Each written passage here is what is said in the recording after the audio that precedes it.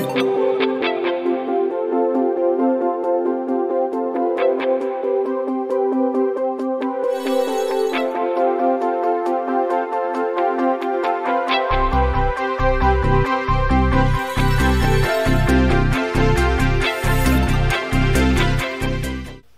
very challenging po sa akin ang gumawa ng preaching kasi nung nag-start na nga akong mag-work din, sabi ko, hindi pala madali gumawa ng preaching habang nagtatrabaho nga din kasi binubuo mo siya sa isipan mo, at the same time, may mga ginagawa ka din na dapat mo ring isipin din. So, parang nagahati nga yung isipan ko nga habang ginagawa ko nga yung preaching. And sa mga times nga na mga prayer marathon, sa mga prayer gatherings nga, doon talaga nangungusap ang Panginoong Diyos kung ano talaga yung mensahe niya sa mga anak niya nga rin. And ayun nga, praise God kasi nga, habang nitong week nga rin talaga, parang tinetest ako ng kaaway nga rin kung ano yung pinagagawa niya na talagang sa mga pinanghina o ano pa man. Pero habang gumagawa nga ako ng panturo nga rin that time, pinag-pray ko sa Panginoon, Lord, bigyan niyo po ako ng karagdagang kalakasan, ng malalim na pag-iisip at ng mas lalo pang yung hindi ako manghina nga sa dami nga ng iniisip. And yun nga, sa darating po na September 15, kung di po nagkakamali, mag-i-start na po ang Feast of Trumpets sa Israel. Kumbaga, Feast 15 hanggang 17, kung hindi po ako nagkakamali. Hanggang 17 yun. Kaya sakto po yan na 15 sa Friday, start na po yun ng Feast of Trumpets, then hanggang sa Sunday, bago mag-sunset. Tama, mag-sunset nga. Doon po mag-i-start yung Feast of Trumpets nga. And sakto rin po ata sa Sunday nga po ang ating worship explosion. So, tandaan niyo po yun na 15 to 17. Kasi alam po natin na maraming mga Bible scholar o mga pastors na nag-aaral nga po when it comes to Feast of Trumpets. Ngayon kung naisipin nyo, hindi naman kami Hudyo, bakit kami mag-aaral ng Feast of Trumpets? Pero alam niyo po ba na maraming mga pag-aaral daw na ang pagdating daw ng Panginoon, although wala naman talagang sinabi sa Bible na darating ang Panginoon, Feast of Trumpets. Pero may mga senyales, may mga signs na mga pag-aaral na possible na mangyari ngayon. Di ba nga, pagdating ng Panginoon, meron daw malaking pag-shout ng trumpets, mga pagtugtog, at yun po yung mga dapat nating inaasahan. Pero hindi man natin kailangan magabang pa ng mga Feast of Trumpets para lang, doon lang ako mag-ayos ng buhay kasi Feast of Trumpets. Kundi everyday, magiging maayos pa rin po yung buhay natin. Iba nga lang po pag Feast of Trumpets or sa mga pag-celebrate ng mga Jews that time, to makikisabay nga rin po tayo kasi open heaven nga po yung araw na yun. So tandaan niyo po yun, kung may mga free time po kayo, spend time po natin sa Panginoon, sa mga pananalangin, sa pag-aaral po natin ng salita ng Diyos. And so, may mga pictures na po akong mapakita po sa inyo. Nakaka-relate na ako dito kasi dati, hindi ako nakakaano dyan kasi pag work, di naman ako working eh. Full-time ako, kaya hindi ako. Ngayon, pwede ko na siyang i-present. And so, habang pag nagtatrabaho po kayo, di ba, o sa mga nag-aaral, may binibigay sa inyong task na bagay na yon. Kailangan magawa mo siya, kung meron kayong target, kailangan matapos ko to. At yung focus mo sa bagay na yon, kailangan matapos ko to. Diba? Kasi pag hindi mo natapos yon, pwede kang pagalitan ng boss mo, ng senior mo, o kano. Bakit hindi mo tinapos yung bagay na yon? Diba sa mga estudyante rin, kailangan meron silang focus pagdating sa exam, kailangan makakapag-review sila. Kunyari, ang midterm exam nila or finals this Friday na. Ngayon pa lang, Wednesday, Thursday, mag-aaral yan mabuti. Talagang yung focus niyan, hindi, mag-set ako ng time para pag-aralan tong bagay na to. Nang sa ganun, pag dumating yung araw na to, may perfect yung exam, mataas yung makukuha ko. Diba? Ayan po yung ginagawa na. And yung focus po natin. And next po, and ganoon din sa mga naglalaro po ng chess, and hindi po ako naglalaro ng chess. And pero, di ba sa chess po, merong doon, bawal na yung bawal magingay. Merong policy na ganoon sa chess, bawal magingay. Nalimutan ko yung pinaka-term nila doon.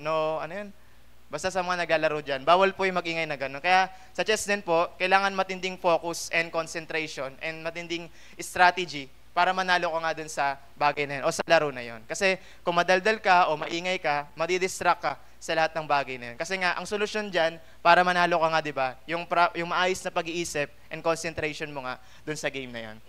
And next po, wala pa.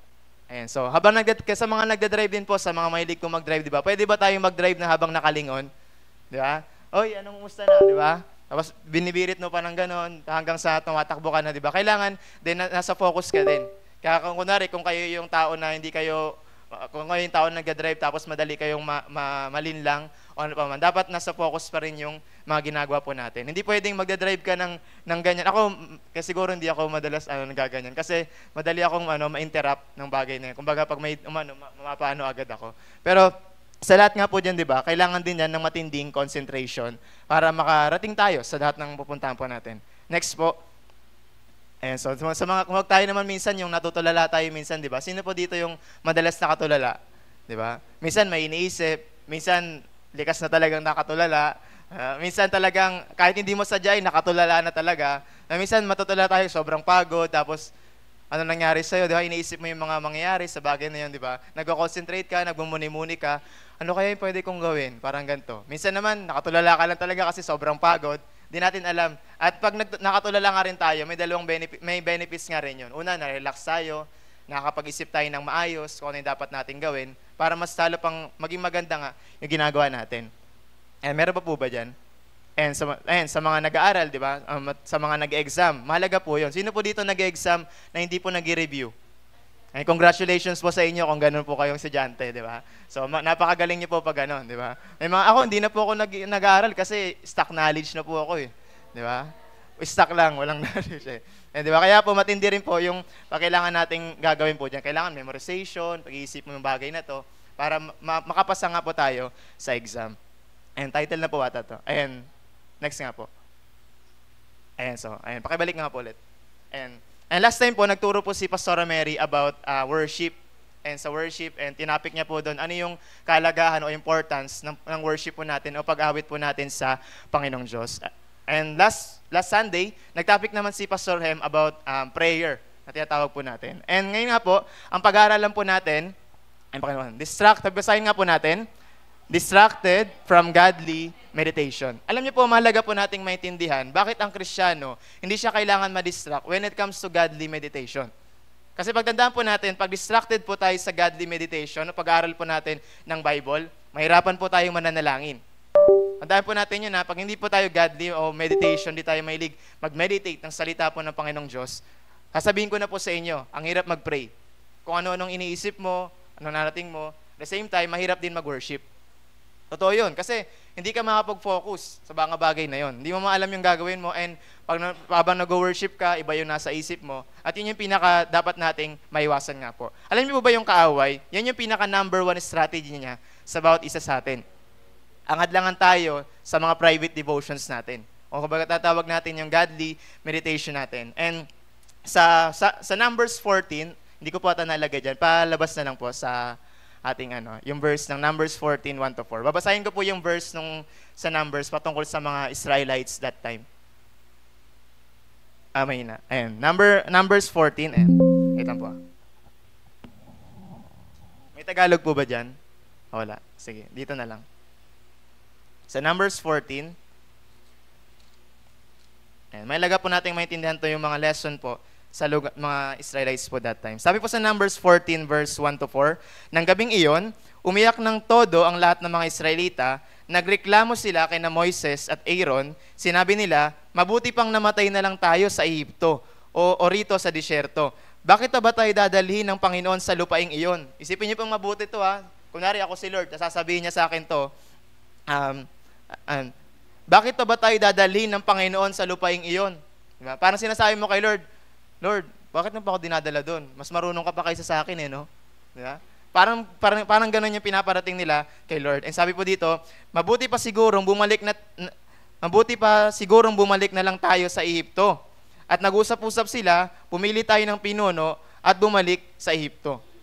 Anong ginagawa nila doon? Hindi sila sumusunod sa Panginoong Diyos. At pangalawa, nag-rebelde pa sila sa Panginoon. Diba? Alam mo may mga tao pong ganun. Pag hindi po align yung puso nila sa salita ng Diyos o sa ano pong ginagawa nila, meron silang rebellious spirit. Parang gusto po nila lagi, mas magaling pa sila sa Panginoon. Kasi yun po talaga yung pinaka-rason Bakit tayo minsan hindi nagbabasa po ng Bible? O bakit hindi po tayo magkakaroon ng godly na meditation sa Panginoong Diyos? Ibig sabihin po? Gusto po natin tayo po yung masunod sa mga buhay po natin. Isipin niyo pong mabuti. Yung mga Israelites, tinanggal sila ng Panginoon doon sa Egypt para magkaroon sila ng maayos na buhay. Ang pangako ng Diyos sa kanila, dadaling ko kayo sa promised land. Kasi ayoko kayo nakikita dyan. Ayoko kayo makita naka-bandage na sa mga ginagawa sa inyo ng kaaway. Ang ginagawa sa kanila, dinala po sila doon sa lugar ng papunta sa promised land. And during nga po nasa wilderness nga po sila that time, ano pong ginagawa nila? Pagreklamo, salit na magpasalamat sila sa Panginoon, at ano po yung mga ginagawa po nila. Kaya tandaan po natin na sa pagbasa rin po tayo ng Bible, binabago din po ng Diyos yung kaisipan po natin. Diba? Kung isipin niyo pong mabuti, kasama niyo ng Panginoong Diyos, tapos ganun sabihin mo. Ganun gagawin mo. Diba? Parang insulto yon. Kung isipin mo, kung kasama mo yung kaibigan mo, ano ba yan, dinala-dala mo pa kami dito, tapos wala naman palang mangyayari. Di ba, anong mararamdaman mo ng kaibigan mo na yon? Di ba? Ang gusto lang naman niya, maayos ka, makakarating sa kanila, o ano pa mang gagawin. How much more si Lord nung araw po na yan? Kaya isipin niyo po mabuti. Kaya ginawa nila, di ba? Sa halip ng ilang araw lang sila dun sa wilderness, anong mabot? 40 years. Ganun katagal. 40 years silang paikot-ikot dun sa wilderness hanggang sa makarating sila sa promised land. Di ba? At ang pinakamalungkot pa nga po doon, yung mga old generation that time, hindi sila nakapasok. Yung mga new generation pa. Na which is yung mga, ano po nila, yung mga kasabayan ni Caleb and ni Joshua that time. E sumunod po, may verse po dyan, sabi niyan, sana'y maging kalugod-lugod sa inyo, Panginoon, ang aking iniisip at sinasabi. Tandaan po natin, kung anong iniisip po natin, ay hindi po yung madalas na sinasabi po natin. Kaya pag negative tayo lagi mag-isip, asahan nyo na rin po ang isang tao, negative din po yan magsalita. Kaya, ganun po kalaga yung pag-meditate po natin sa salita ng Diyos. Kayo ang aking bato, nakanlungan at tagapagligtas. And next po na verse, sabi diyan, iwasan niyo ang pagiging sakim sa salapi. Ayan. Sino po dito ang gusto sa pera? Wala nagtataas. Ako gusto ko. Pero sabi diyan, huwag maging sakim. Yeah. Kaya lagi ba natin isipin na iwasan niyo ang pagiging sakim sa salapi, maging kontento kayo sa anumang nasa inyo. Sapagat sinabi ng Diyos, hindi ko kayo iiwan o pababayaan man. Alam niyo ba lahat ng tao ngayon, ang pinoproblema nila nga, majority ng mga tao, pera. Tanungin mo yung mga nag-aaral sa college, bakit ka nag-aaral ng maigi? Para magkaroon ng magandang trabaho. Bakit mo kailangan magkaroon ng magandang trabaho? Para magkaroon ng magandang income, mataas na sahod. Di ba? Yung mindset agad pera. Siyempre maganda naman yun, magkaroon tayo ng maganda. Pero alam niyo po iniisip ng maraming mga tao ngayon, yun agad ang goal nila. Magkaroon ako nitong marami ng ganito. Di ba? I pray po sa bawat isa. Kung tayo man po ay darating sa araw o sa panahon na pagpapalain po tayo ng Panginoong Diyos, iwasan po natin yung bagay na yan. Yung maging sakim sa bagay po na. Kasi yan po yung pinakamahirap ngayon kalaban ng tao. Diba, kunwari, kung nasa trabaho man po kayo ngayon, di ba?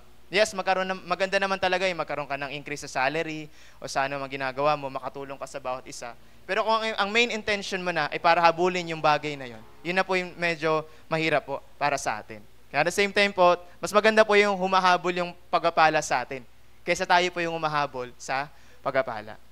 And next po, and sabi diyan, to meditate is to have our thoughts consumed by something. Ano po sinabi diyan? To meditate is to have our thoughts consumed by something. Ano pong iniisip doon? Kapag nagbabasa po tayo ng salita ng Diyos, para tayong nagkakaroon ng files sa isip natin.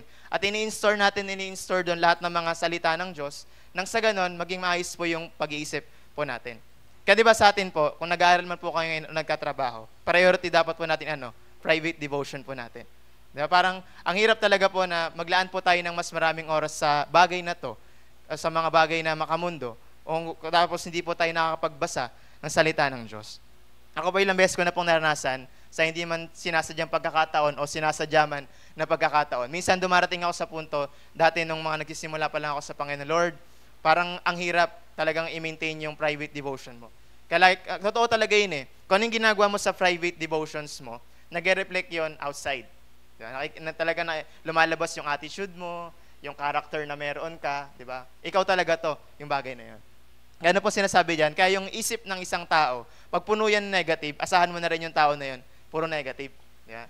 Kaya dapat tayo sa Christian, saan man tayo nilagay ng Panginoong Diyos, tayo yung maging positive dun sa lugar na yun. Di ba? Kung may mga kaibigan kayo na hindi talaga nagbabasa ng Bible, tayo yung mag-impluensya sa kanila. Di ba? Tayo yung mag-impluensya na, uy, huwag ka maging ganyan. Di ba? Alam niyo po sa namin, marami talaga nakakasalamuha. Kaya hindi talaga ako pwedeng pumasok sa trabaho na hindi ako nakapagbasa ng Bible kasi papasok pa lang ako doon, talagang yung mga words nila, kailangan mong, minsan parang gusto mo nang sipahin.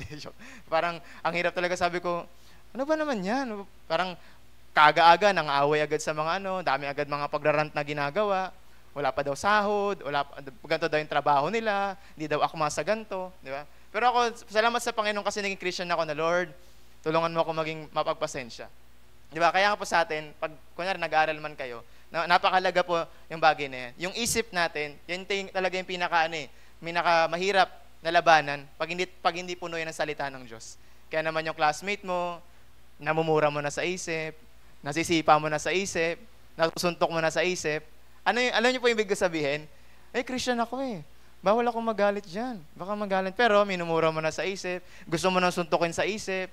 Di ba? Sige, Christian ako sa isip ko na lang. Di ba? Kaya, alam niyo po sa New Testament, ang tindi ng mensahe ng Panginoong Diyos Ano man yung ginagawa mo sa kapwa mo, although hindi mo man siya pinapatay, pero kung pinapatay mo man sa isip, ang tawag po sa atin, murderer. Di ba? Ano po sabi sa Old Testament, di ba? Huwag kayong mga ngalunya, huwag kayong papatay, o huwag kayong magaganto sasaksi sa mga bagay na to. Pero sa New Testament, pagdating ni Jesus, iba na. Sa isip pa lang, nagkakasala na tayo. So, ganun po kahalaga na yung isip po natin is consumed by the Word of God. Kasi bakit po? Pag hindi po yan filled, ang hirap po talaga magpuri sa Panginoon. Next po, sabi po diyan, and the question for believers, and para sa atin po to, are we consumed with thoughts about the Lord? Or have we allowed other things to fill our minds and distract us from that which is our highest priority, knowing and loving God? Di ba? From previous, ngayong Monday to ngayong Wednesday po, di ba? Anong madalas pong inisip natin? Si Lord o tayo? Diba? Ano pong inisip natin madalas? Yung pag-aaral po natin, sa pamilya po ba? Di ba? O si Lord, sa bagay po na yun. Alam niyo po, pag lumabas pa lang po tayo sa pinto na yan, pag tinanong mo isang tao, anong iniisip mo ngayon? Ang number one sabihin niyan, yung buhay ko po. Hindi ko po kasi alam kung anong gagawin. Di ba? Ang mga Christian po dapat, tayo po yung mag-impluensya sa kanila na everyday, kailangan nang isipin po nila ang Panginoon. Yun na po ang pinaka-the best na gagawin po natin. Bago tayo pumanaw sa Panginoon, Lord, tulungan niyo po kami kung anong dapat namin gawin, anong dapat namin isa-isip, ano dapat namin maging priority sa bawat araw. Kaya diba, ano pong sinasabi ng Panginoong Diyos? Meditate the Word of God day and night. Diba? Hindi sinabi doon reading and meditate. Diba? Kaya po, diba, alam mo po, pinag-pray ko yun na na yung pag-aaral ng Bible katulad din ng mga Jews. Diba yung mga Jews from right, kasi ganun sila magbasa. Talagang intindihin talaga nilang mabuti yun hanggang sa maunawaan nila yun. Kaya naman, diba yung mga Jews, diba yung mga scroll that time, kabisado nila yun. Kaya kung makilala nyo si Paul sa Bible, under sa ni Gamaliel. Si Gamaliel, sobrang aral niya sa Torah o yung five laws of Moses. Sobrang aral nila sa mga bagay na yun. Nasa Christian, hindi lang tayo basta magaling sa academics or sa works na nag-excellent tayo sa lahat ng bagay, kundi pagdating po sa salita ng Diyos, napaka-aware din po natin sa bagay po na yun. Maganda nga po minsan na kunwari, inisip niyo po na, hindi naman ako kagalingan kuya sa academics o ano pa man. Pero kung sa Bible, okay na yun. Kasi bakit? Sa Bible pa lang, makukuha mo na kagad yung best attitude, best character, best mindset. Nandun lahat na makukuha mo sa mga bagay na yun. And maintindihan po natin na yung mind po ng isang tao, number one na tinatarget ng kaaway, yung mind. Hindi agad heart. Pag nagtagumpay siya dyan sa mind mo, tagumpay na rin siya saan? Sa buong buhay mo. Kaya di ba, ang mga tao po ngayon, di ba, kung magulo na po ang isip po natin sa bagay na yon, mag-focus po ulit tayo, magpa-renew ulit tayo salita ng Panginoong Diyos. And ang pinaka-nakakatakot pa nga po, di ba, sabi ng Bible, ang pagdating ng Diyos ay walang nakakaalam. Marahil mamaya, o ano pa man. Marahil pag dumating ang Panginoong Diyos, nakaisip ka ng bagay na to. Sobrang hirap ng ano po na yan. Kaya lagi po nating isipin na yung mind po ng isang tao dapat purify o ng salita ng Diyos. And meron pa po ba? And sabi niya, meditation on God's Word focuses our minds on the Lord, strengthens us spiritually, and brings us closer to Him. And, diba? May mga kilala po ba kayong preacher na lagi nilang sinasabing, lalo si Billy Graham, pag tinanong nyo nga daw siya, ano yung sikreto niya? Pray, pray, pray. And sa Bible, lagi niyang iniisip yun. Tapos sabi ko, Lord, I pray na bawat isa sa amin na ganun yung pinaka-mindset namin sa bawat araw. Na Lord, talagang wag niyo pong hayaan na ma-neglect namin yung mga pagbabasa namin ng Bible namin. Pag-aaral namin ito, saan mo man po kami dalhin, dapat ito pa rin po yung pinaka-the best po natin. Alam niyo kung bakit ang isang Kristiyano nawawala sa Panginoon? Kasi bakit po? Una siyang nawala dun sa pag-meditate niya ng salita ng Diyos. Napaka-imposible po sa isang Kristiyano na araw-araw siya nag-meditate ng Word of God, tapos bigla siya mawawala sa Panginoon. Imposible po mangyari yon. Kasi bakit po? Daily pa lang na-meet niya ng Panginoon. Kaya naman si David po, di ba, nung nagkasala siya sa Panginoon, anong sinabi niya? Huwag niyo po hayaan na mawala sa akin yung presensya mo. Kasi alam niya kung gaano kalaga yon. Kaya alam niyo po bakit tinatamad tayo minsan? Kasi bakit po? Yung presensya ng Diyos na dapat nating ma-meet every day, ay hindi po natin na-meet yun. At yun po. Kaya po, di ba, isang araw lang na hindi tayo mag-meditate po ng salita ng Diyos, parang nangyari daw, parang sinayang mo yung langit. Parang sinayang mo yung presensya ng Diyos na gustong iparanas niya sa'yo sa araw na to. Ay, nakakapagod na to. Parang pinaparating mo sa Diyos na sayang yung matutunan po natin. Sayang yung presensya ko, anak, na gusto kong iparanas sa'yo. Yun po yung gustong iparating sa atin ng Panginoong Diyos. Kaya naman po, di ba, ang pag-atin po sa mga gawain po natin, sobrang halaga po yung mga bagay po na yun. Di ba? Sino po dito yung parang nalulungkot pag naranasan niyo yung presensya ng Diyos? Di, wala naman. Ano po nangyari sa atin? Sobrang saya po natin. Di ba? Parang pagod na pagod ka sa lahat ng ginagawa mo, pero maya-maya biglang paranas sa'yo ng Diyos yung presensya niya. Ano po mangyari sa atin? Lumalakas tayo.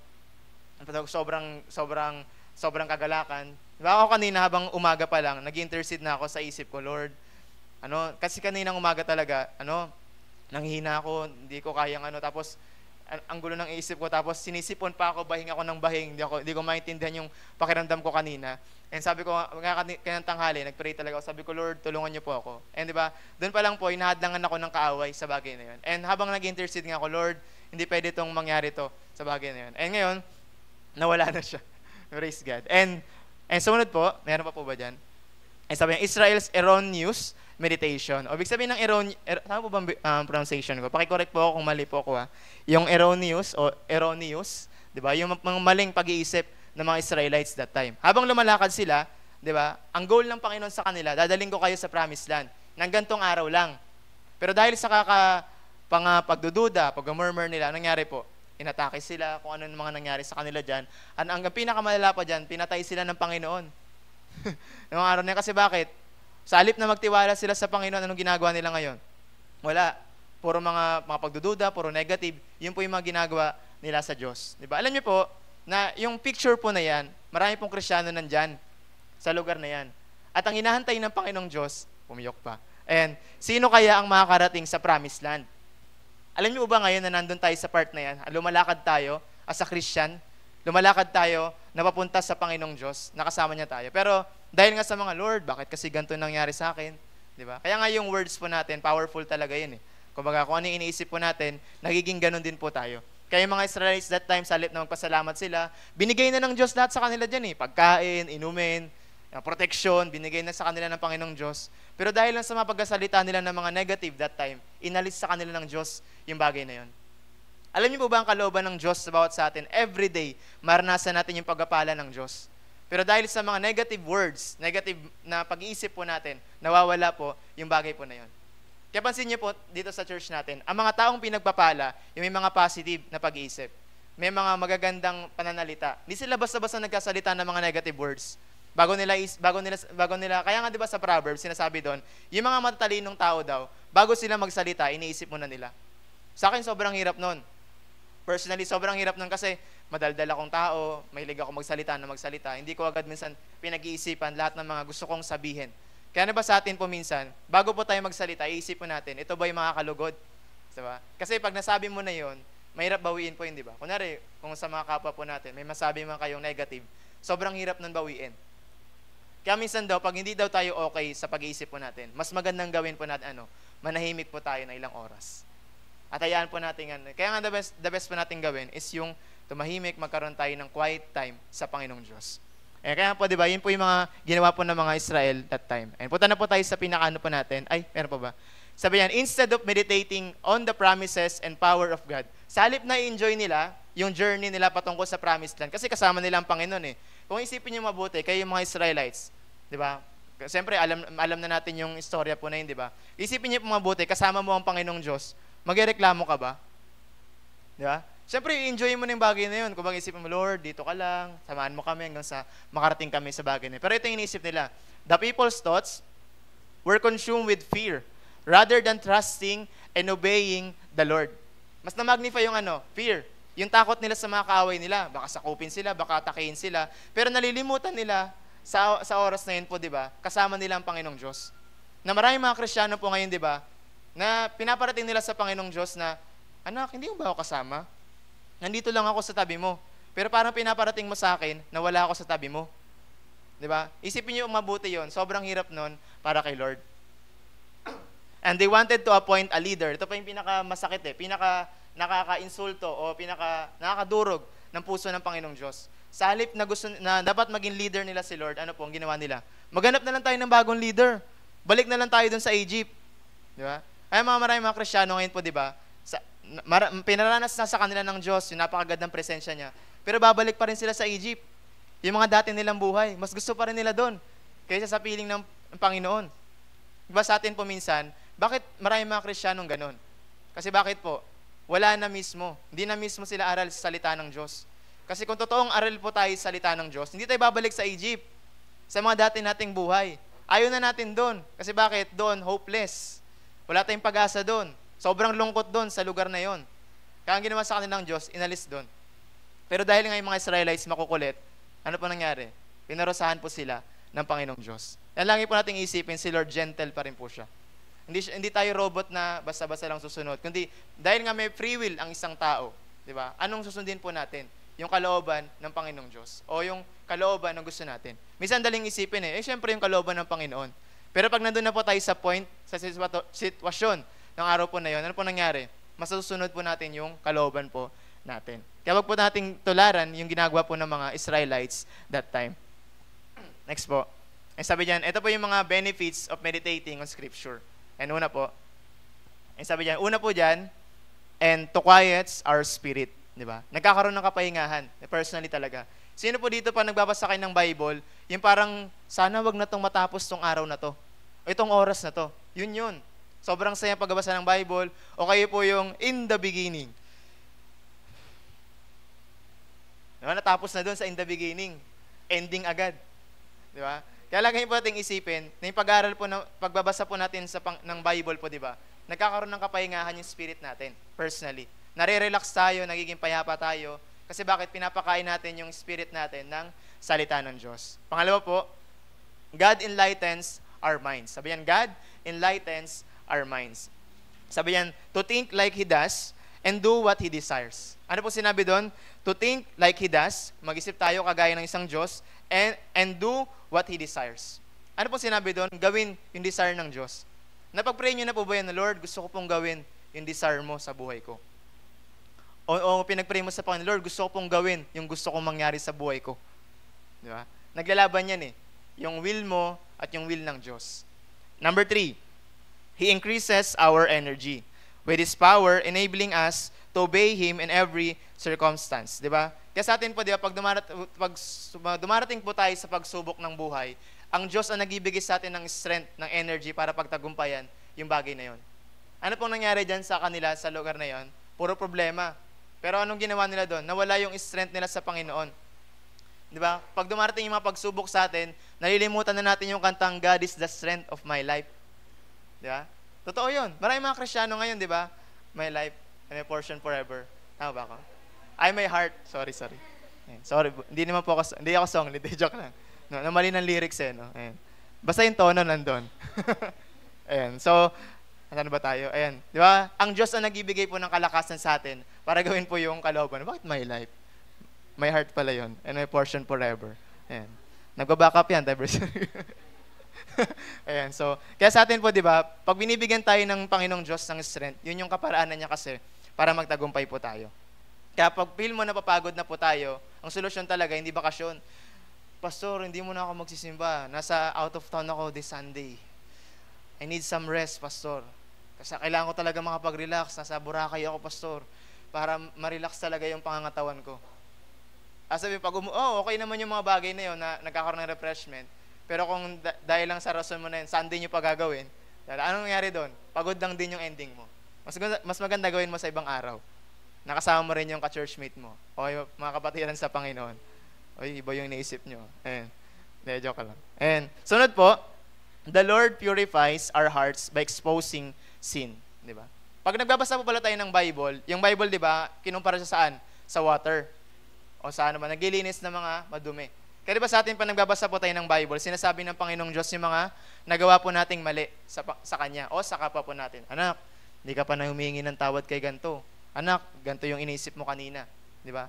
Di ba, pag umuwi ba kayo sa bahay nyo, may naisip ka, bigla kayo mapapaisip na, bakit ko nagawa sa kanya yon? Bakit ko iniisip sa kanya yon? Bakit ko sinabi sa kanya yon? Di ba? Mayroon kang realization. Kaya pa nagbabasa po tayo ng Bible, hindi lang po tayo nagkakaroon ng knowledge. kundi nalilinis din po yung ano po sa atin, yung puso po natin. Kaya kung ang bawat isa makikita niya yung puso ng katabi mo, malinis kaya yan o marumi. Yeah? Tingnan nyo nga, ay, parang nag-iisip yung iba, marumi po yung katabi ko. Yeah. Parang yun po yung iniisip. Diba? Kaya sa atin po, di ba, ganun po kalaga na magkaroon tayo ng malinis na puso.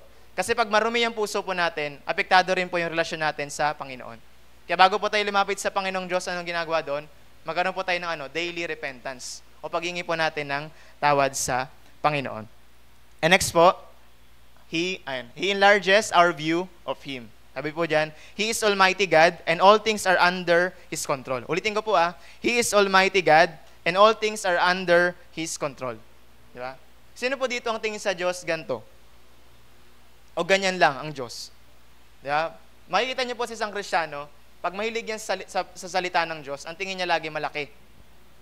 Di ba? Kunwari, nag-declare si pastor, ay, ganito gagawin natin, meron tayong mission, kailangan natin mag-raise ng funds. Nung nag-aaral kami nung Tuesday, sabi ko, ganyan pala yung budget nila, nung lumabas sila, umabot pala ng 600 na. Sabi ko, parang kung dati siguro iniisip ko doon na, grabe, laki naman yan, makakasama ba ako dyan sa bagay na yan? 5K, isang tao para mag-mission. Bagay na yan. Pero alam niyo po ba, kung ganun, kung isipin po natin maigi, ang Diyos, sobrang laki niya po. At yung bagay na yun, sobrang liit lang sa harap ng Panginoong Diyos. Kaya naman po, di ba, alam ni pastor yan, kunwari, mag-declare siya, oy, ganito, meron tayong gagawin, tapos, ganito yung amount na kailangan natin gawin para makapag-mission. Alam niyo po, makikita niyo po agad sa congregation, sino yung mga tao talaga na naniniwala sa Panginoon, sobrang laki yung tingin nila sa kanila. Sila yung mga tao magpupursige, gagawa ng paraan, gagawa ng mga excitement, o gagawa ng mga, gagawa sila ng kaparaanan na makasama sa bagay na yun.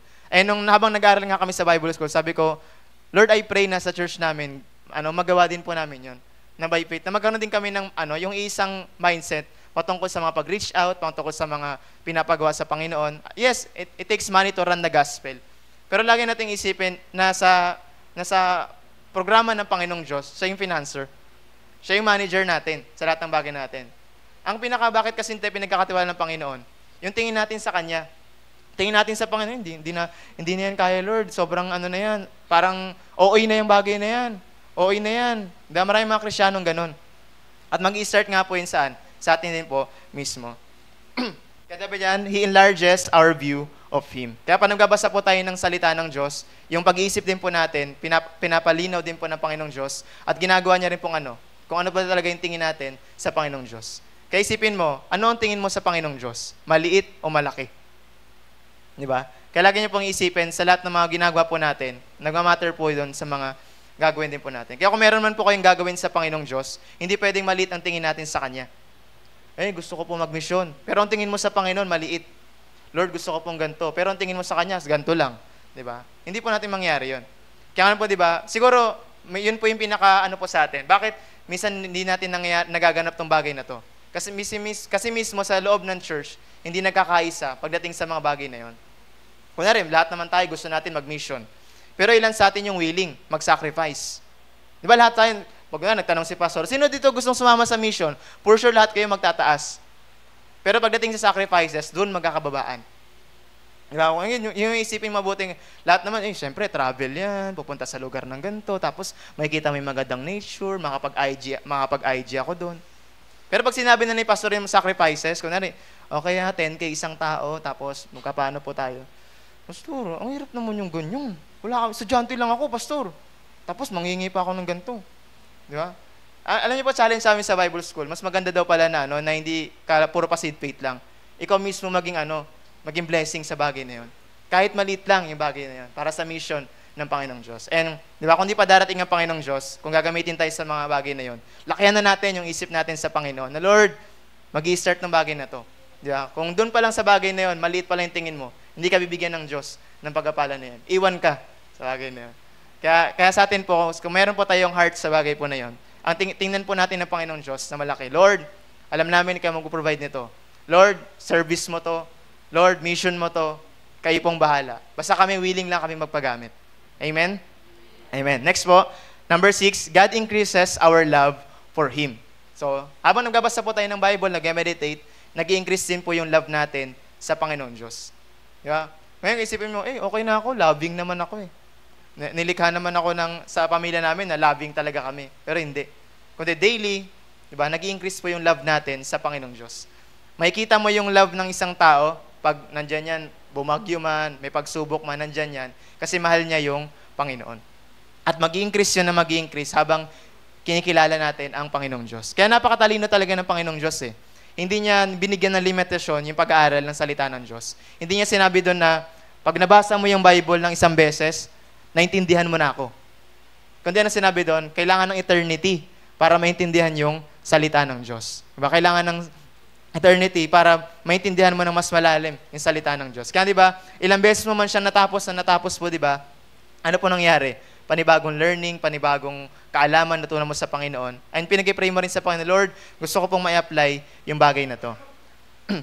Sabi niyan, God increases our love for Him. Number 7, our faith increases, di ba? Kino po dito, parang iniisip niyo, parang ang baba na ng faith ko ngayon Nitong week, di ba, o nitong month, imagine niyo po natin yung mga sarili po natin. Sobrang taas pa rin ba ng faith ko? O nung 2022 pa lang, nandun na lang yung mataas kong faith. Ngayon, mababa na siya. Di ba? Kaya alam niyo, napaka-imposible na, ay ako, kahit hindi ako magbasa ng Bible, mataas pa rin ang faith ko. Sure na sure ako, hindi yun mataas. Di ba? Kasi bakit? Pag nag-aaral po tayo ng salita ng Diyos o nagninilay-nilay po tayo, di ba? Nag-i-increase din po yung kaalaman natin at yung pananampalataya natin sa Panginoong Diyos.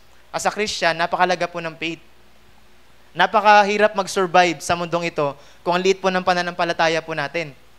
Kung ang baba ng faith natin, ang hirap mag-survive po sa mundo ng makasalanan. Di ba? Kunwari, gusto mong panalunan yung mga classmates mo, pero ang liit ng faith mo, imposible yun. Gusto mong panalunan yung mga katrabaho mo, tapos napakaliit naman ng faith mo. Imposible rin po mangyari yun. Ganon din po sa mga family po natin. Kaya everyday po, di ba, nag-i-increase yung pananampalataya po natin. Na Lord, alam ko na ganito yung gagawin mo sa buhay ko, bigyan sa pamilya ko, sa kaibigan ko, o saan man naman ako dalhin. And sabi diyan, we are able to trust the Lord in the trials of life because we see evidence that He is always with us. Di ba alam niyo po bakit ang pinaka-problema pa ng mga Israelites that time? Ang baba ng faith nila. Paano ko nakasabi yon? Kasama mo na ang Panginoong Diyos, nagdududa ka pa. Ano ba yan? Walang pagkain. Ano ba yan? Walang inumin. Buti pa sa Egypt, ganito yung buhay namin. Di ba? Ang baba ng pananampalataya nila. Kaya maraming mga Kristiyano po ngayon, di ba? Hindi sila nakakausad dun sa mga sa spiritual na understanding nila salita ng Diyos. Kasi ano po, ang baba po ng faith nila.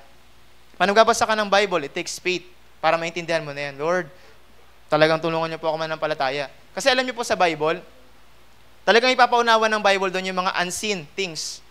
Totoo ba yan? Nangyari ba talaga yan? Gagawin ba talaga ng Panginoong Diyos yan sa buhay ko? Di ba? Kaya kung isang taong baba ng faith, asahan mo na rin yan, walang hilig yan sa Bible.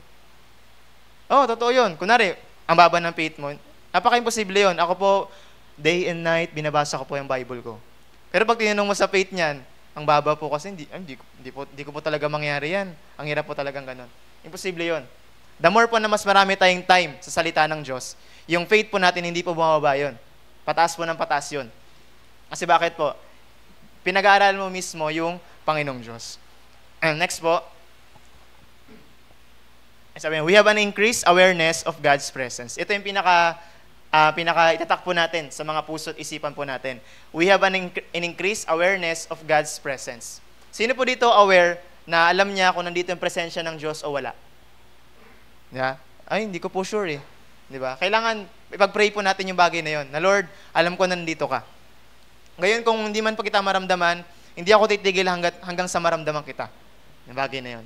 Alam mo yung mga Kristiyano na nakarating sa presensya ng Panginoong Diyos, as minsan biglang nawala, may mismo yung bagay na yon.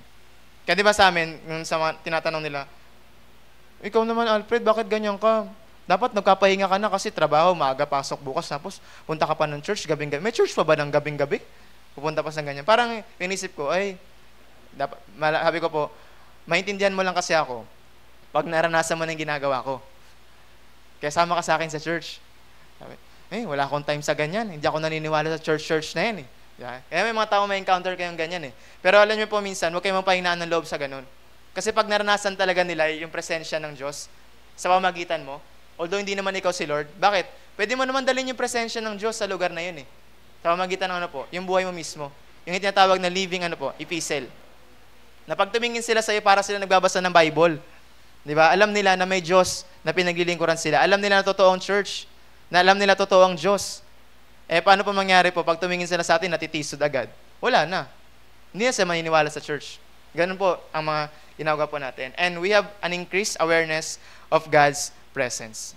Kaya ang isang tao po na lagi nag-meditate po, lagi ng salita ng Diyos day and night, aware siya kung yung presensya ng Diyos ay nasa kanya pa o wala na. Alam niya kung sa sarili niya na nandito ang presensya ng Diyos. At alam niya rin na wala ang presensya ng Diyos sa lugar na to. Kaya si David, di ba? Na-meet niya kasi, umaaway siya sa Panginoon, tumutugtog siya, inaawitan niya yung Panginoong Diyos, di ba? Noong nagkasala po siya sa magitan ni Bathsheba at that time, alam niya rin na wala na yung presensya ng Diyos. Kaya sinabi niya sa Psalms doon, di ba? Huwag niyo po hayaan na mawala sa akin yung presensya mo. Di ba? Mga Kristyano ngayon, okay lang yan. Di ba? Alam niyo mga nakakalungkot po sa mga Kristyano po ngayon, hindi nila alam na wala ng presensya ng Diyos sa kanila. Yun yung nakakalungkot eh. Yung akala mo, ay okay naman ako eh. Alam niyo po sa church, may yung mga ganun eh. Nagsisimba naman ako, hindi ako backslider. Pero in heart, yun yung question. Nandyan pa ba yung presensya ng Diyos sa mga buhay po natin? Kasi pag nandyan po yung presensya ng Diyos sa mga ginagawa po natin, may joy pa rin po tayo sa ginagawa natin. Sa pag-attend po natin, sa mga pananalangin, sa pag-worship. Kasi yung presensya ng Diyos hindi nakakaumay, hindi nakakatamad, kundi nakaka-excite po, nakakasaya, nakakagalak sa lahat po ng gagawin po natin. Sobrang kagalakan po yung maranasan po natin. Sino po dito ayaw ng presensya ng Diyos? Pwede na pong lumabas. Diba? Wala naman. Kasi lahat tayo, gusto natin yun eh. Yun ang goal natin. Aanin mo ang sobrang gandang church kung wala naman yung presensya ng Diyos. Alin mo ang magandang instruments, magagaling na mga singers, magagaling na preachers, kung wala naman doon yung presensya ng Diyos. Wala rin po mangyari. Aanin niyo po natin yung mga magaganda nating katabi, mga gwapo dyan mga katabi natin, di ba? Kung wala naman dyan yung presensya ng Diyos, wala din. Kaya ano po maganda doon? Yung presensya ng Diyos. Yun yung nagpapaganda ng buhay po natin. Amen? Kaya maging aware po tayo kung nasa atin pa ba sa yung presensya ng Panginoong Diyos. Pero alam niyo po yung nakakatawa sa Panginoong Diyos, pag inaamin natin sa Kanya, Lord, gusto ko po ulit maranasan. Yung nagkaroon kayo ng pagpapakababa sa harap ng Panginoong Diyos. Si Lord hindi naman siya madamot eh. Hoy, pinaranas ko na sa iyo kahapon yung presensya ko. Tama na. Sa next month na ulit. Sobra-sobra ka na. Hindi ganun si Lord. Kundi si Lord, naglulong siya every day na maranasan niya yun. Kaya diba sa eternity, yun yung pinaka-best na mangyari. Bukod sa magagandang bahay, streets of gold, yung crystal clear na tubig, ang bumabalot sa lugar na yun, ano po? Presensya ng Diyos. Kaya diba, sabi po natin doon, sabi ni Bong Saking, diba, anin mo ang magandang langit kung wala naman si Jesus doon. Kasi siya mismo, ang presensya. Yung presence niya mismo, ang nagbibigay ng joy doon sa lugar na yun. Kaya nagkakaroon tayo ng excitement na makapunta doon sa lugar na yon. Kasi dito, foretaste lang eh. Patikim lang yung pinaparanas sa atin na presensya eh. Nung Sunday, naranasan ko na yung presensya ng Diyos. Hindi pa yun. There's more pa. Nung nakaraan, naranasan ko, hindi pa yun. There's more pa. Sa langit, habang buhay nating maranasan yun, yung presensya ng Panginoong Diyos. And diba, I pray na sa gabing ito, yun yung longing ng bawat isa sa atin. Na Lord, ma-meet po namin. Makatagpo ka po namin. At maranasan po namin yung presensya mo. And next po, the Lord infuses us with joy. And knowing Him more intimately through His Word produces indescribable joy, completeness, peace, and security. Di ba nasabi dyan? Indescribable joy, completeness, peace, and security. Unahin po natin yung completeness. Di ba?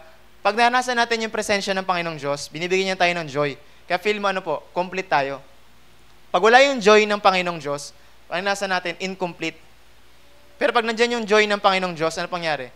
Complete yung naranasan natin. Kasi yung joy na nanggagaling sa Panginoon, yung nagbibigay sa atin everyday na kausapin din siya. Next, yung peace. Diba? Binibigyan tayo ng kapayapaan ng Panginoong Diyos sa lahat ng ginagawa natin pag dumarating yung presensya niya. And lastly, yung security. Diba? Di ba kayo thankful na every pag gabiyahin nyo, may peace kayo lagi, may security kayo lagi sa Panginoong Diyos kasi kasama nyo ang Panginoon. Amen? Next po, and godly meditation is a conversation with the Lord. As we read and think about His Word and seek to understand, sabi yan, seek to understand what is saying and how it applies to our lives, the Holy Spirit guides our thoughts and questions. Sino di po dito pa nagbabasa ng Bible, nagkakaroon siya ng question? O sino po dito nagbabasa ng Bible na nagbasa lang ng Bible? Di ba? Maganda yung may question eh. Na, bakit kaya ganito? Yan. Ibig sabihin, nagkakaroon ka na ng seeking. Di ba? Kaya pag nagbabasa kayo ng Bible na, in the beginning, God created, sabi ng Bible, in the beginning. Pero pag yung may seeking talaga, paano nangyari yun, yung bagay na yun?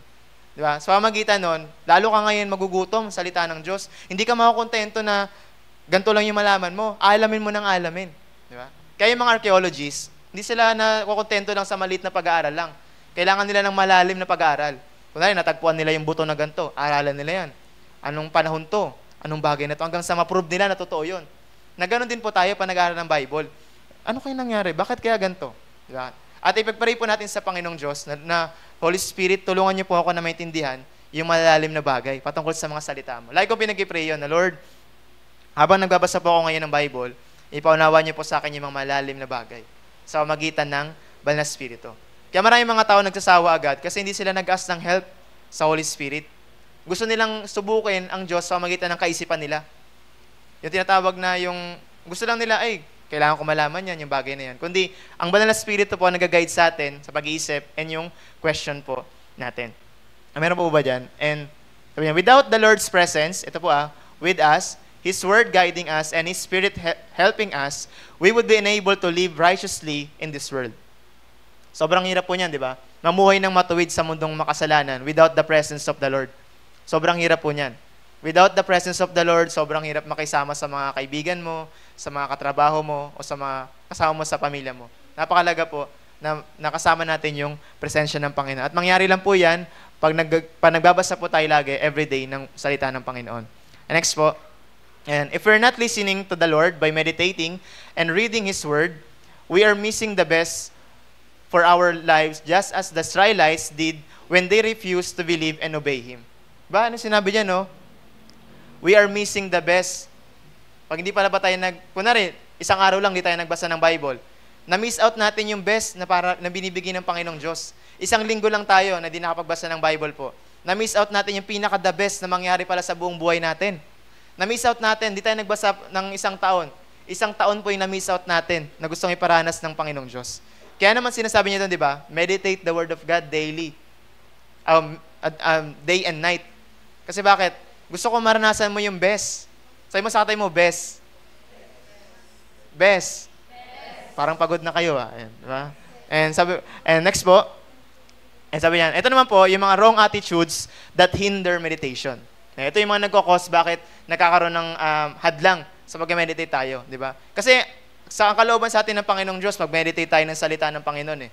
Pero ang kaaway, gagawa siya ng paraan para hindi ka makapag-meditate niyan. Ano yung una dyan? Number 1 po, ganda ng post ni ate. And number 1, bitterness. Di ba? Sino po dito bitter? Lagi sa kapwa. Kung kayo po meron kayong ganyan, ang hirap po mag-meditate niyan. Sabi niya, no, it steals our focus from the Lord and obscures our need to love and forgive others. Parang nabasa tayo ng Bible na, at sinabi ng Panginoong Diyos, mahalin mo ang kapwa mo. Mahalin ang kapwa mo. Makita ko nga lang siya Nainis na ako. Wala na. Hindi ka na makapagbasa ng Bible noon. Kasi bakit? Bitter ka mismo Kailangan mawala yung bagay na yan. Number 2, anger. Sabi diyan, become stronger when it consumes our thoughts. Di ba? Okay, pag may galit pa rin tayo sa kapwa po natin, ang hirap po magbasa ng Bible pag may kagalit. Kung kaya niyo yun, palakpakan ko talaga kayo ng napakalupit. Pag talagang kaya niyo yun. Sobrang hirap po nun. Magbabasa ka ng Bible, tapos 7 chapters pa, tapos may kagalit ka, tapos tatanungin mo, ano naintindihan mo? Ang dami ako naintindihan. Yeah, pero ano totoo? Wala talaga siyang naintindihan. Kasi bakit po? Na-magnify yung galit niya. Kaya naman sa atin po, ganun po kalagay pag nagbabasa po tayo ng Bible. Kailangan mawala po agad yung number 1 and 2 na yan. Bitterness, at yung anger. Yung galit natin. At tingnan mo yung katabi mo. Galit ka ba dyan? Bago ka mamaya magbasa ng Bible, makipagbati ka muna dyan. Di ba? Kasi kung galit ka pa dyan, mahirapan ka lang din magbasa ng Bible. Next, number 3 po, hatred. Yeah. Alam niyo po sa church, marami pong ganyan marami sa church. Sa labas pa, di ba? Yung parang, hindi ako papayag na wala akong ganti. Kailangan maranasan niya rin itong bagay na to. Kasi po dyan, hatred for others makes a right relationship with God impossible. Pag meron tayong galit sa kapwa po natin, wala rin tayong good o maayos na relasyon sa Panginoong Diyos. Hindi natin maintindihan. Pag binabasa natin yung Bible, ang gulo. Hindi ko maintindihan yung bagay na to. Kaya yun yung naghadlang din, nagkukos din po sa atin. Next, ito, pinakamatindi rin po to. Number 4, unforgiveness. Sabi diyan, unforgiveness is a barrier between us and the Lord because our thoughts are centered on the wrong done to us rather than our own sins that put Jesus on the cross. Di ba? Kaya lagi pong isipin, isa sa nagkukos, naghihinder sa atin sa pagbabasa ng Bible, ano po? Unforgiveness. Di ba? Yung unforgiveness, wala siyang benefits. Kundi ano po? Wala talagang mangyari dyan. Pag meron kang unforgiveness, mahirapan ka rin mag-aral ng salita ng Diyos. Kaya naman yung mga taong may unforgiveness, ano po mangyari sa kanila? Meron silang bunga ng tatlong yan. Pag meron ka pong unforgiveness, namumunga kasi yan yung unforgiveness na yan. Ang unang bunga niyan, bitterness. Pangalawang bunga, anger. Pangatlo, hatred. Di ba? Pag may unforgiveness kasi ng tao, ano bang, masaya ka ba sa kanya? Di ba hindi? Galit ka pa nga dyan eh. Kaya ang isang tao daw, pag may bitterness, ay pag may unforgiveness daw siya, sobrang hirap niyan. Hirap pakisamahan niyan, yung attitude niyan, yung character niyan, sobrang gulo. Kasi mismo hindi niya na-meet si Lord eh. Kaya ano po mangyari? Magpatawad po tayo. Ano sinabi sa Bible? Bago ka man lumapit sa altar, o mag-offer ka ng sacrifices, at mayroon kang kaaway, iwanan mo muna yung i-offer mo at makipagbati ka doon sa tao mo na yon. Ang hirap nun. Mahalin mo yung kaaway mo. Sabi ni Jesus, mahalin mo ang kaaway mo. Madaling sabihin na mahalin mo yung kaaway mo eh. Pero pag nandun ka na sa sitwasyon, sobrang hirap nun. Di ba, John Rex? Oo daw. Mahirap daw talaga, di ba? Kasi mahirap talaga yun. Pag mayroon kang kaaway, tapos sabihin mo, mahalin yung kapwa mo, tapos katabi mo pa siya ngayon, di ba? Parang hirap nun, yung bagay na yun. Kaya sa atin po, pag meron kang unforgiveness, nagbubunga din po yung bagay na yun. At lagi po natin maisipin na hindi po maganda yung naidudulot nun. Next po, ayan, hostility.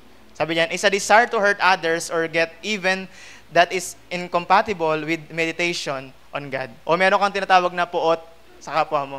Pag meron tayong hostility or puot sa kapwa po natin, yung gusto mo laging, nawa maranasan nila lahat ng mga bagyo ng buhay, lahat ng mga pagsubok sa buhay, maranasan po niya, Panginoon.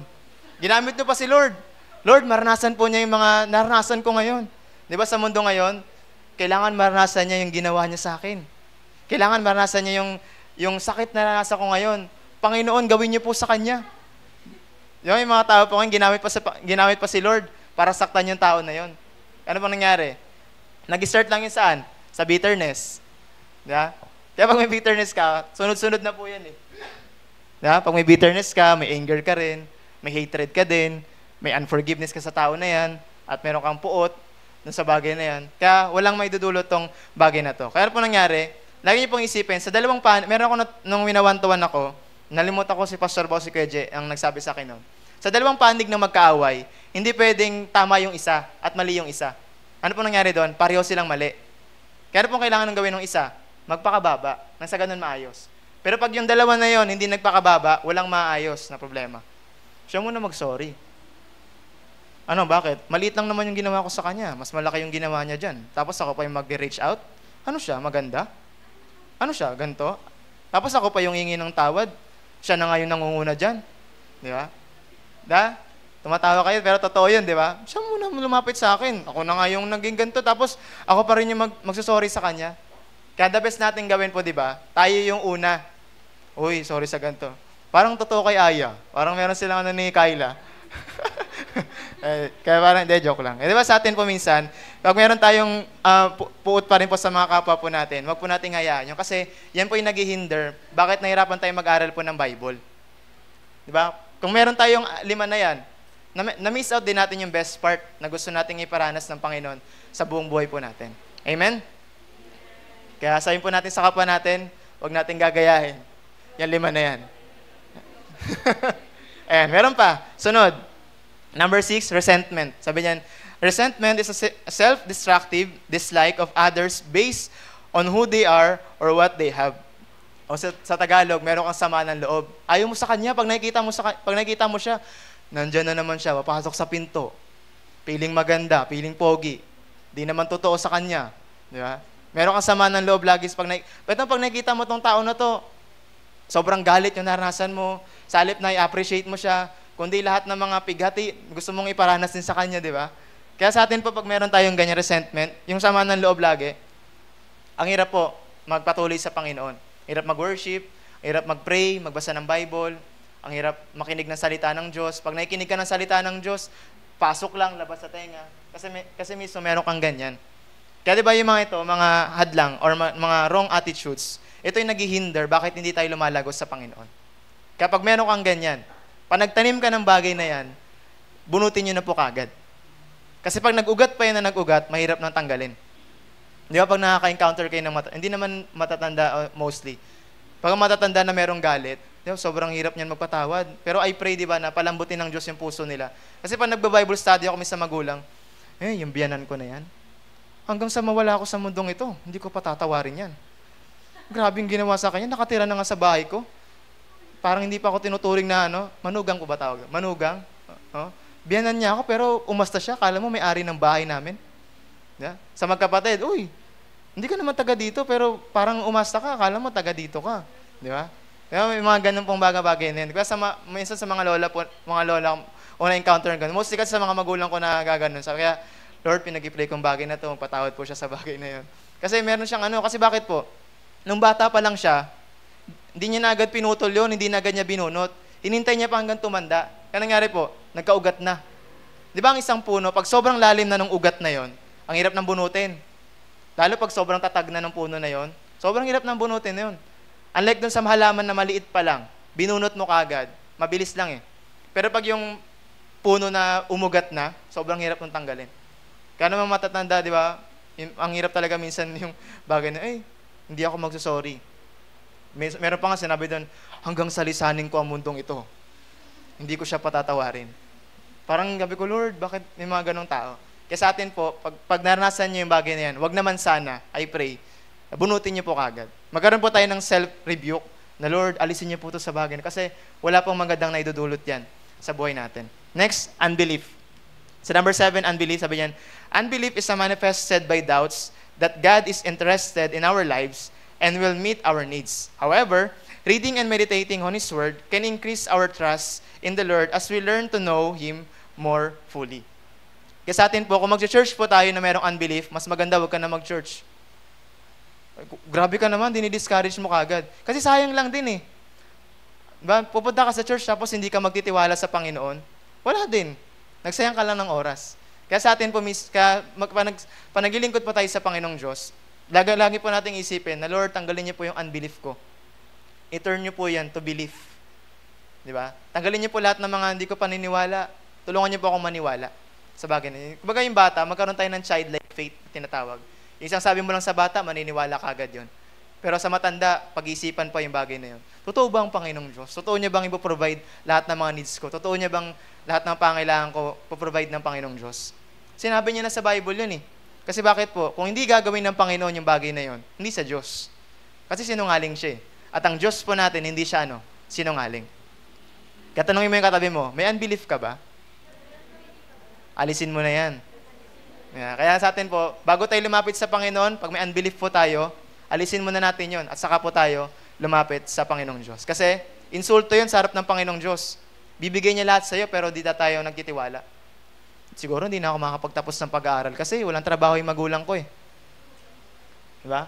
Siguro hindi na, ganito na siguro yung buhay ko kasi wala naman talaga nangyari sa buhay ko. Puro pagdududa na lang ginagawa po natin. Kaya sa atin po, pag merong unbelief sa mga buhay po natin, ang hirap po maglingkod sa Panginoong Diyos. Kaya everyday po, pag nagbabasa po tayo ng Panginoong Diyos, pag nagbabasa po tayo ng salita ng Diyos, ano po nangyari doon? Yung unbelief na meron tayo, pinapalitan nyo ng Panginoong Diyos na magtiwala tayo. Kapag meron tayong unbelief, tapos nagbabasa tayo ng Bible, na miss out natin yung best part na gusto nang ipaunawa sa atin ng Panginoon. And sunod po, yung, grudge or ayan. Paano nyo i-pronounce? Sabi niya, holding a grudge against someone is linked with other sins like anger, resentment, hostility, which are spiritually destructive and make us miserable. So, meron kang galit pa rin sa kapwa po natin. Diba? Kaya nga po, diba, pag meron kang 8 na yan, yung number 1 to 7 na yan, meron ka na rin. Kaya, magkakapatid yan eh. Diba? Pag meron kang number 1, may number 2 ka na din. Kapatid mo si number 3, si number 4, hanggang sa 8. Diba? Kaya po yung isipin po natin na pag meron tayong galit lagi, manghirap po na yan. Ngayon, madaling isipin eh. Parang, wala naman akong kagalit eh. Pero pag dumating kayo sa punto ng sitwasyon ganun, may umaway sa'yo, hindi mo kasi alam kung anong ginawa niya. Tapos sasabihin mo lang sa akin na wag akong magalit sa kanya. Hindi pa pwede yun. Kailangan makaganti ako. Diba? Diba? Kaya ang isipin nyo po nating mabuti, yan po yung nagkukos sa bagay po natin, yung galit.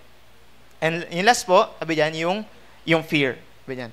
And fear, this was the focus of the children of Israel when they faced what seemed like an impossible situation and forgot about the Lord's power. So nandun sila sa wilderness that time, nalimutan nila kung sino ba talagang kasama nila. Parang gustong sabihin ni Lord, hello, kasama niyo ako. Bakit natatakot kayo? Bakit natatakot kayo sa faith niyo? Bakit natatakot kayo sa mga ginagawa niyo para sa akin? Kasama niyo naman ako. Yung bagay na yun. Kaya, kung na rin naglulong kayo na, ay, gusto ko po mag-outreach. Di ba? Hindi pwedeng may fear. Ay, ayoko dyan. May mga daga, may mga ganito, ang dudumi. Andyan na naman sila. Nakakatakot. Di ba? Kami, yung nag-outreach kami, mga encounter kami ganun, may mga padasal-dasal. Diba? Para pag naka-encounter ka ng mga ganung bagay, tapos, minsan may gaganong-ganon sa'yo, tapos dadasalan ka ng ganon. Diba? Parang nakakatakot yung bagay na yun. Ngayon, anong gagawin mo? Tatakbo ka ba? Diba? Pero anong gagawin po natin? Kasama ko ang Panginoong Diyos.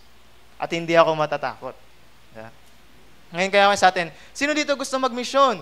Diba? Tataas lahat ng kamay. Pero pag nandun na yung sitwasyon, matatakot ng lahat. Kaya ano po nangyari doon, di ba? Yung mga apostles, doon sila sa barko, di ba? At kasama nila si Jesus. Ano po nangyari sa kanila doon? Natakot sila. Si Jesus natutulog lang, relax lang. Kasi bakit? Sa part ni Jesus, in control ako, alam ko yung ginagawa ko, kayo hindi nyo alam yung ginagawa nyo. Kaya di ba? Kaya si Lord, ang gusto nang gawin ng mga tao, di ba? Magtiwala po tayo sa Panginoong Diyos. Maganda yung fear of the Lord. Pero yung fear na natakot ka lang dahil pili mo wala si Lord, yun po yung mahirap. Yung fear of the Lord na tinatawag, yung takot ka magkasala kasi alam mo na pag ginawa mo yung bagay na yun, masasaktan ng Diyos at hindi ka rin matutuwa. Amen? Sabi po dito, and yung 9 po na yan, sabi yan, God's blessings await us when we make Him our priority. But if we leave Him or out, painful consequences are sure to follow. Now, which is yun po yung nangyari sa mga Israelites that time. Hindi nila naranasan yung promised land.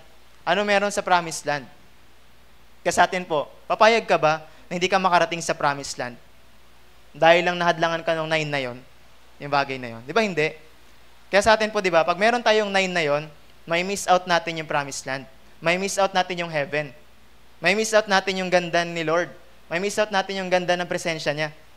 Papayag ka ba dahil lang sa 9 na yon, mahadlangan yung bagay na yon? Kaya di ba sa atin po, pag meron pa tayong ganun, yung 9 na nagkakos po na yon, pag-pray po natin sa Panginoon, si Lord hindi siya madamot para tulungan ka. Kasi gusto ni Lord, makarating ka sa presensya niya. Amen? And sabi po dito, ano pa ba yan? And sabi yan, the promised land or the wilderness stands before us. What we choose to dwell upon will determine which way we will go. Diba yung mga Israelites, meron silang ruta, wilderness and yung promised land. Ang nakarating sa promised land, yung mga new generation na. Yung mga old generation, yung mga magulang nila, hindi na sila nakaabot sa lugar na yon. Dahil lang sa yung 9 na yon, dahil sila meron nun. Galit, sama ng loob, galit sila sa Panginoon, diba, meron silang unforgiveness, gusto nila dun sa Egypt, gusto nila dun sa makasalanan na lugar na yon. Meron silang bagay na yon. Kaya ano po nangyari doon? Pero sila Caleb and Joshua, di ba? Nung pinadala sila, di ba, sa spy, sa lugar na yun, sila lang yung positive. Ang tingin nila sa Diyos, malaki. Nakita nila yung mga higante that time, pero ang tingin nila doon, maliliit lang, mas malaki si Lord. Pero yung mga kasama nila, anong nangyari? Ang tingin nila doon sa mga giant talaga. Pero hindi nila nakita yung mas malaki doon sa giant na yun. Na tayo po mismo, na pag dumarating man tayo sa buhay na face out natin yung mga giant na yun, wag po natin kalilimutan, may mas malaki pa sa giant na yun. At yun po si Lord. Kaya diba, habang lumalakad po tayo sa Kristyano nating pamumuhay, ang goal po natin, makarating sa promised land. Makarating po tayo sa lugar na ipinangako sa atin ng Panginoon. Makarating tayo kung saan nandun talaga yung pinakakapahingahan po natin. Nandun po yung pinakakagalakan po natin. Nandun yung nalulong natin makausap everyday. Nandun yung tao na everyday na hoping ka na sana dito lang siya sa tabi ko. Pag nakarating ka sa lugar na yon, habang buhay mo na siya makakasama. Pero ang kaaway, gagawa siya ng paraan. Hadlangan niya na itong salita ng Diyos, na magiging mapa po natin patungo doon, ahadlangan niya na mawala sa iyan. Mawala ka dyan. Kasi bakit po? Pag nawala ka mismo dyan sa bagay na yan, mag-stay ka na rin saan? Sa wilderness. At doon ka na rin habang buhay. Kaya sa atin po, ito po yung mga tanong po na sagutin po natin sa mga buhay po natin. What is the focus of your thoughts? Kung kayo po, di ba, alam niyo man po kung ano inisip niyo. Do you tend to dwell more on your problems? Mas lalo ba kayo nagdudwell ngayon sa mga problema niyo? Sa mga plano niyo? Or sa pleasures? Than on the Lord, on His Word? O mas nag-focus kayo sa kung ano ba talaga yung sinasabi ng Panginoong Diyos? O mas na-magnify na ngayon yung problema? Lord, gusto ko ganito yung plano ko. Tandaan pa rin po natin na yung mga plano po natin, kung hindi po yan kalooban ng Panginoon Diyos, hindi yan mangyayari. At pag pinagpilitan po natin yung bagay na yan, sobrang hirap po niyan. Okay po? Kaya yung plano po natin na gusto nating ipilit sa Panginoon na ayaw niya para sa atin, hindi si Lord ang mahirapan. Tayo po yung mahirapan na yan. Kaya malaga pong isipin po natin si Lord at yung salita niya. Next po, how does the focus of your thoughts affect your emotions and attitudes? What effect does it have on your own faith? Diba kung iisip mo natin mabuti, ang isang tao kung paano siya mag-isip, nagiging ganun din siya. Kung negative siya mag-isip, negative din siyang tao. Kung positive siya mag-isip, nagiging positive din siya.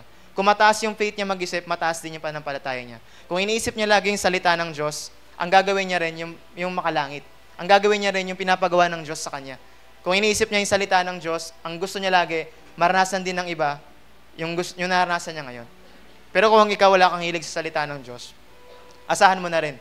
Yung 9 na yun, nasa iyo. Yung lahat ng mga hindi magandang mangyari, nasa iyo din. Kasi ito yung pinaka-the best part ng buhay po natin. Di ba? Kaya nga sa atin po, ganun po ko inutos ng Panginoong Diyos. Paano kaya kung pinagdamot ng Panginoong Diyos yung salita ng Diyos? Okay, ang pwede lang magbasa yung gantong tao lang. Bawal yung ganto. Pero ang Diyos, napaka-sweet niya sa atin. Ibinigay niya mismo yung sarili niya. Kasi siya mismo yung salita eh. Ibinigay niya mismo para makilala mo ako. Kasi gusto ko, maranasan mo yung presensya ko. Kasi dito, may kapahingahan ka, may security ka, may peace ka, at meron kang joy. And, kaya naman po, tumataas din po yung faith natin everyday. And sabi po dito, ito po yung last, sabi niyan, how much time on any given day do you set aside to be alone with the Lord? Si Lord nagbigay siya sa atin 365 days. Ilang oras po ang nabibigay natin para sa Kanya? Listening to Him through His Word. Kung isipin niyo po mabuti, mag-evaluate po kayo from day 1 to day 365. Ilan po yung oras doon na lagak po natin o mas na-miss out natin yung bagay na yun? Mas marami ba yung na-miss out natin o mas marami tayong oras na nagawa para sa Panginoon? Kaya sa atin po, di ba, yun yung goal po natin, na each day, magkaroon tayo ng quiet time sa Panginoon. Paano po yan? May ginagawa kami, nagtatrabaho kami, nag-aaral kami. Pero sa Panginoong Diyos, binibigyan niya tayo ng time. Gagawa ng paraan ng Panginoong Diyos. Sa Panginoon, there are million ways para para bigyan ka ng oras para kausapin ka. Pero ang tanong kasi, nasa atin yung time. Paano tayo mag-respond sa binigay ng Diyos sa atin? Tandaan po natin, ang goal pa rin po natin makarating doon sa promised land. Di ba kaya po na sinabi ko sa inyo, doon sa wilderness na yon, pwede naman sila mag-enjoy kasama ang presensya ng Panginoon. Pwede sila mag-celebrate, magkaroon sila ng pagpupuri sa Panginoon. Pero ano man nangyari po doon? Mas minagnify pa rin po nila yung yung mga negative side. Mas doon pa rin sila nag-focus. Kaya sa atin po, mag-focus po tayo sa pakikinig po ng salita ng Diyos. Ngayon, kung saan man po kayo nilagay, sa pag-aaral man, sa pagkatrabaho man, lagi po nating isipin, meditate the Word of God. Amen. And to God be the glory po.